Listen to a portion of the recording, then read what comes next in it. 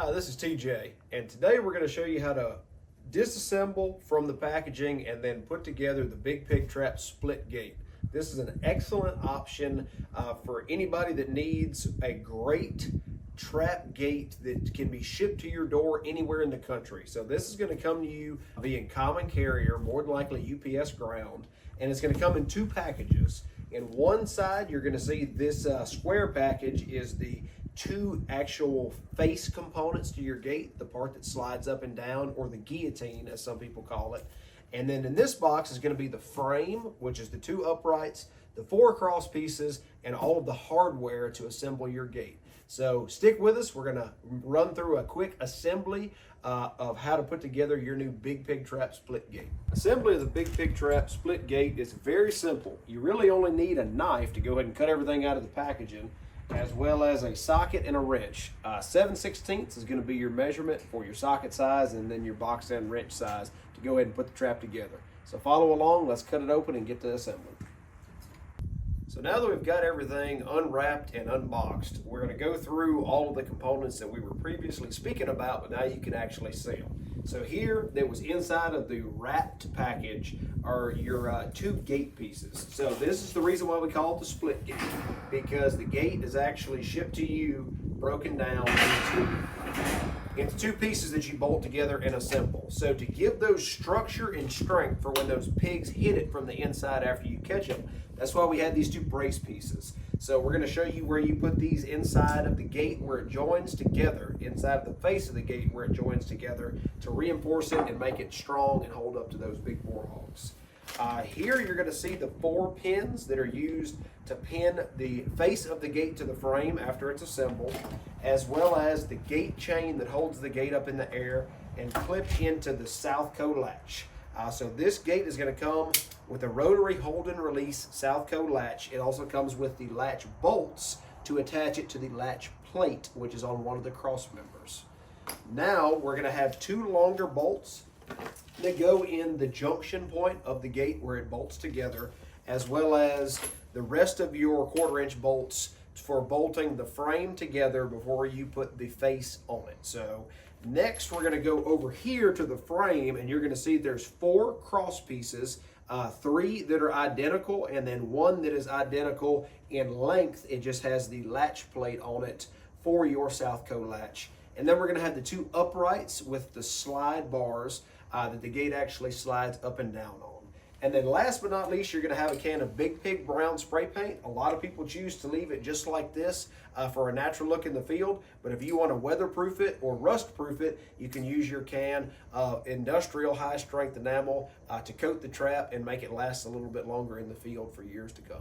So the first step that I always like to do first is put together the frame. And the easiest way to do that is to find a flat spot like a picnic table or even just on the ground. And you're going to put your up and down piece on one side just like this, and then you're going to put the 4 cross pieces bolted to this side first and then put on your other side. The only one that you want to pay attention to where it is the one with the latch plate. It's the second from the bottom. So we've got the bottom one, the second one with the latch plate, the third from the top, or the third from the bottom, and then the 4th one, which is the top one. So we're going to go ahead and show you. We've already got this one slid on the male piece there, and we're just going to go ahead and slide that bolt through for now and put the nut on there just to keep it. Now we want everything just hand tight until we get all the pieces put on, and then we're going to go back and put the socket on everything to make sure everything is nice and tight and cinched down. So you can follow me along here. I'm going to go ahead and put everything together.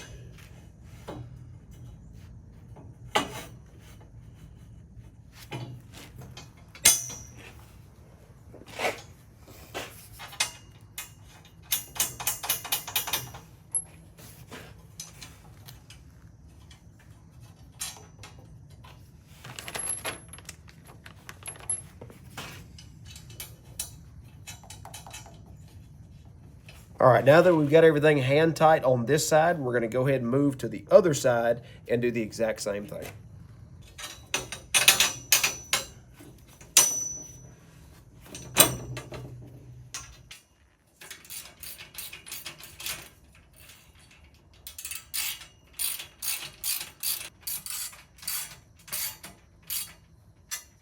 For assembling the slide portion of the gate, or the face as we call it, you're going to need the rest of your components, which are going to be your 2 brace pieces, the rest of your short 1/4 inch bolts, and then the 2 longer 1/4 inch bolts, which will be the last 2 that we put in after we slide everything together.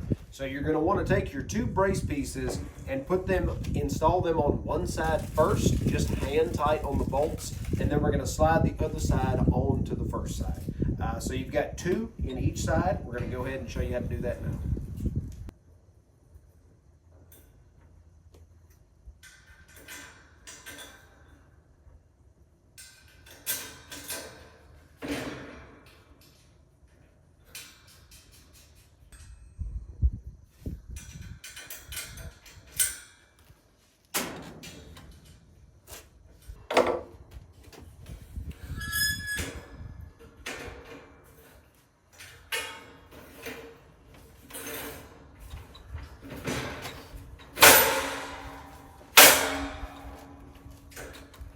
So now that we've got our 2 pieces slid together with, of course, our brace pieces internally on both the top and the bottom, everything is hand tight. We're going to go ahead and add the 2 center bolts, which is going to be your longer 1/4 inch bolts. And we're going to make sure that we get these in here and not forget about these, because it will make sure the structural integrity of your gate is intact whenever you're using it in the field. So like I say, just hand tight on these nuts until you get this last one on here, and then you can go ahead and cinch everything down with your socket.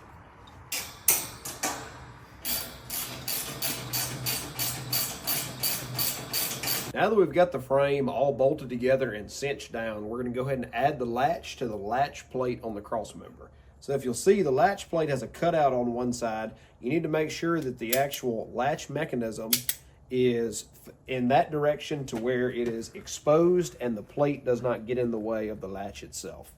So we're going to go ahead and stick our bolts here in the latch plate, and then we're going to go ahead and get our latch on there. And these right here do not need to be cinched down incredibly tight with something like an impact. You just want to get them all the way down and don't bear down on it. You don't want to bind up the latch, which that's very rare, but it's just something you want to keep in mind. This latch is made to pair with the HogEye camera system, so you can use the manual trip to run it on a tripwire setup, but the way this is made and set up, this is made to pair with the HogEye camera system, which is going to be your best option for your most effective use of the trap. Now that we've got the frame fully complete, latch included, as well as the face of the gate bolted together and cinched down, we're going to go ahead and use our 4 included D-rings, D-ring clips, to put the face on the gate and secure it on there to make sure it doesn't come off.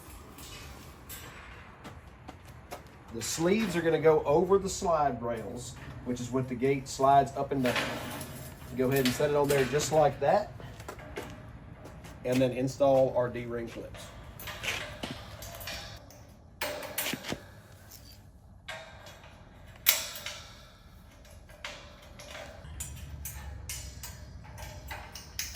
Alrighty, now that we've got the face on the frame of the gate, the last thing to do is add our gate chain, which comes included with the carabiner. So we're just going to clip this in the wire on the bottom, raise it up, and click it in this latch.